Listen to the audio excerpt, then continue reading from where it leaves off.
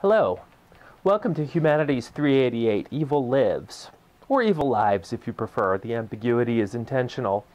I'm Dr. Devin Fisher. I'm the instructor in this online course, and I wanted to just give you a brief welcome and an overview of the course.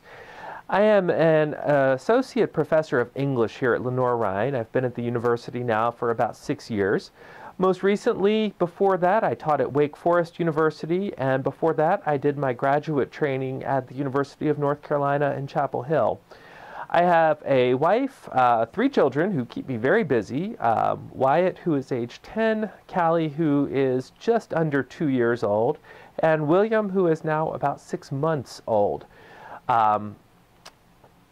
The course that we're going to be taking together, Evil Lives, came about a few years ago when I was driving home one day and heard an interview on the radio with Simon Baron-Cohen.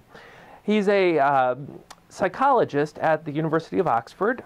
He is the first cousin of Sacha Baron-Cohen, who you may know, probably a little more famous to most people than his psychologist cousin. And Baron-Cohen was talking about a recent book that he had published called The Science of Evil. And he claims in that book to have pinpointed what it is that causes people to be evil.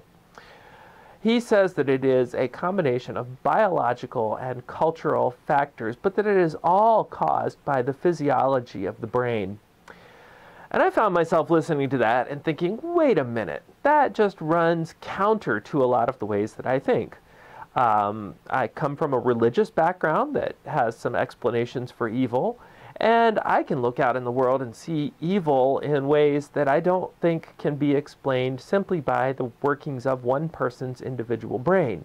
So I developed this course as an attempt to understand the concept of evil and the ways in which people talk about evil and why that matters. The course is divided into 3 parts. In the beginning of the course, we will study what I would call cosmic evil or supernatural evil. This is the idea that evil is caused by something that is outside of us, that is bigger than we are. Some traditions talk about a devil or Satan, something that is supernatural that causes evil. We'll then turn from there to the kind of evil that Simon Baron-Cohen talks about, the internal. Evil that is caused by either a malfunctioning of an individual's brain, or that comes about as a result of the cultural situation in which someone lives and grows up. Quite a different model of evil than the supernatural. From there, we'll turn in the final portion of the course to what I would call systemic evil. The idea that evil comes about as a result of the way that our entire culture or society functions. This will probably be the most challenging unit of the course, but in some ways I think the most rewarding.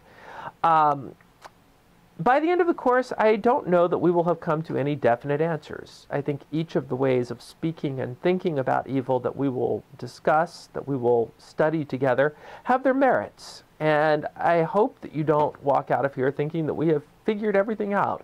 One of the hallmarks of study in the humanities is that we ask questions, we come to tentative answers, and we always are open to revision of those answers. Oftentimes in the humanities, we find that we walk away with more questions than we began with, and that's a good thing. So I would encourage you to be open-minded as you undertake this study.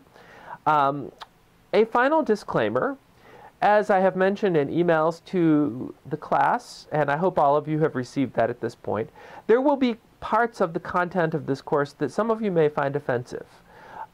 We will watch The Exorcist. We will look at photographs of the Abu Ghraib torture scandal. Many students in the past have expressed discomfort to me over those things, and I appreciate that. Those things perhaps should make us uncomfortable, and I nevertheless would ask you to participate fully in our viewing and discussion of those things. I think that they are essential parts of the study in this course. They are important for our understanding of what evil is and how it works.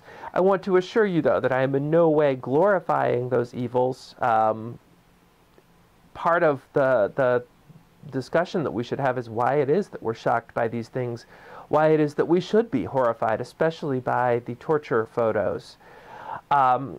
All that said, I welcome you to the course. I look forward to undertaking this journey with you, and I welcome your questions, comments, especially when you're having trouble understanding something. Please be sure to get in touch with me. Look forward to getting to know each of you in our online format this summer.